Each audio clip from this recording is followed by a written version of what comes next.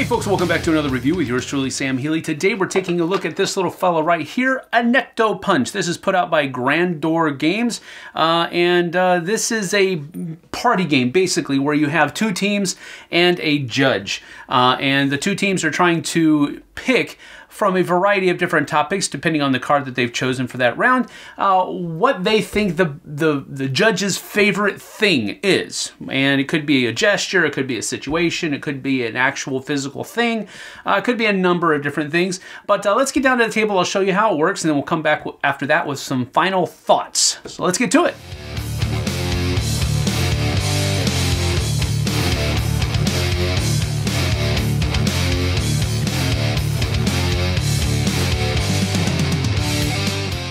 So here I have a normal game of Annecto Punch set up for you, and basically what each team is going to be a team 1 and a team 2. So we'll keep those separate. Team 1 is over here, team 2 is over here. And team 1 will basically choose one of these face down cards and flip it over. So let's go ahead and say they choose this one right here, and we flip it over like this. Now, what this has on it, it says that the judge's favorite something or other. So there's a free topic, which means that team 1 can choose whatever topic they want to choose, or they can go with one of these other ones that are already named. So the judge's favorite fruit, their favorite utensil, the favorite place name, or their favorite news source.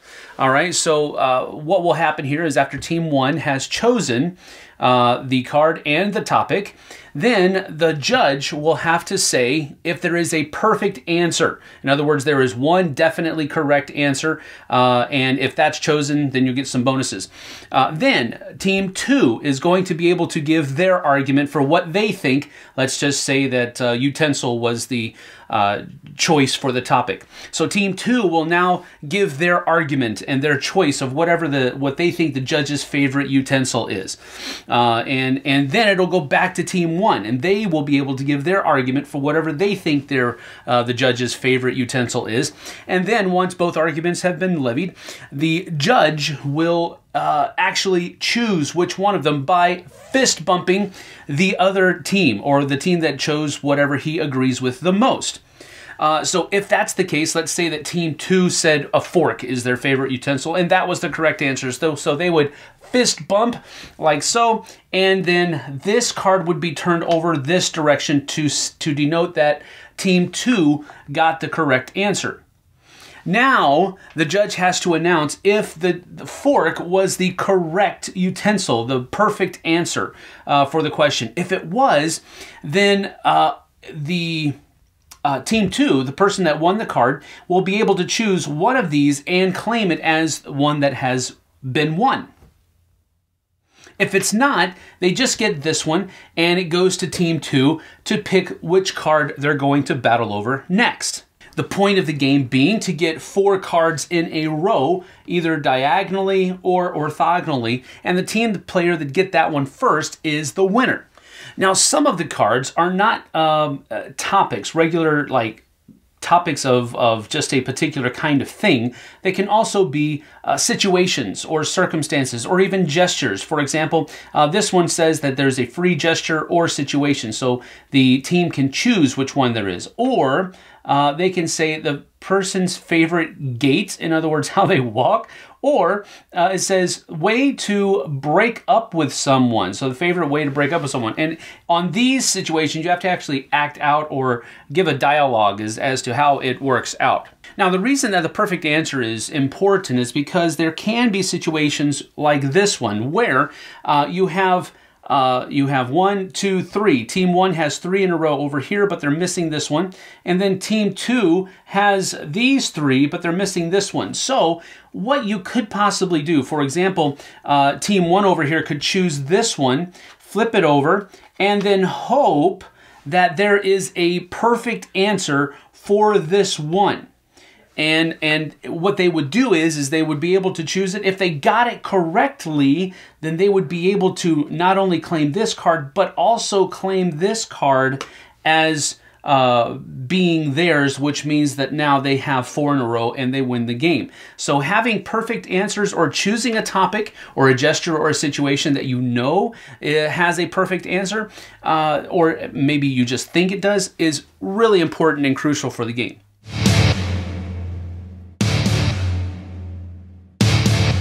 So that's about that for Annecto Punch. Now, Annecto Punch is a really anemic name. It's just talking about a fist bump. That's all it's really talking about as a greeting. So, you know, don't get too worked up over the idea of the word punch being in the name.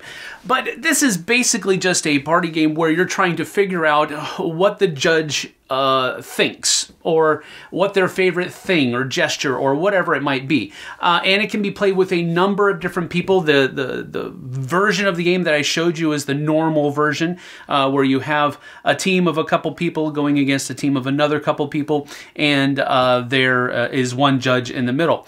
Now, there are, you can rotate who the judge is and all that other kind of stuff, but there are other variants for larger groups of people. There's also a very similar, a very basic version of the game that can be played with just 3 people. So there's all in that, and I'll let you look at that if you decide to pick up the game. But it's a party game. So with all that being said, let's go ahead and get to my pros and cons. First pro of the game is that it is very simple to understand. The rule book was not incredibly well written, but I know that there's some translation that goes on there, so I'm not going to give it a hard knock. I'm just saying that even with the translation, you know, faux pas that may have happened in throughout the rulebook on a very basic level, it still was a very easy game to understand, to teach, and to learn. So I like it when games are like that. The rules are not convoluted. It's very straightforward. It's very easy, very simple, and a very easy to follow guideline in the rulebook. So I like it when games are like that. Even with the translation small tidbit issues that they had, it was still very easy to understand. My second pro of the game is that it is really versatile. There is a lot of, you can play this game with a large group of people or a very small group of people, and I don't think that the fun you have in the game is accelerated or decelerated at all with those different player counts, however low or high it might be. And that's cool, that the game pretty much plays the same and feels the same, and the same level of enjoyment can be drawn from it no matter how many players are playing the game. So I think that's great. It's versatile with a number of different player accounts. So that is great. And my third pro for the game is that it does feel fresh, but at the same time, it also feels like other games you may have played. Games like Say Anything or Apples to Apples. It has that same vibe going with it where there is a judge and you're trying to play to that judge's favorite things, whatever it might be. But at the same time, there is freedom that the judge has to pick a choice from one of the two teams that he just liked better than the other one. So I like it when games do that. There is, especially in a maybe not really an ice-breaking kind of way, but kind of a team-building kind of way, because you can get to learn more about people with games like this. And so the social level of the game is really high, but the awkwardness that maybe comes from a game like that possibly isn't there. It's just a very lighthearted game that you can learn more about other people within. So I like it when games do that. It's not just about playing the game, it's about spending time with other people and learning more about them. It's a very social interaction type of thing, not a board game where you're trying to get your little engine going and all this other kind of stuff and you're really focused upon what you're doing, not really caring what everybody else is doing.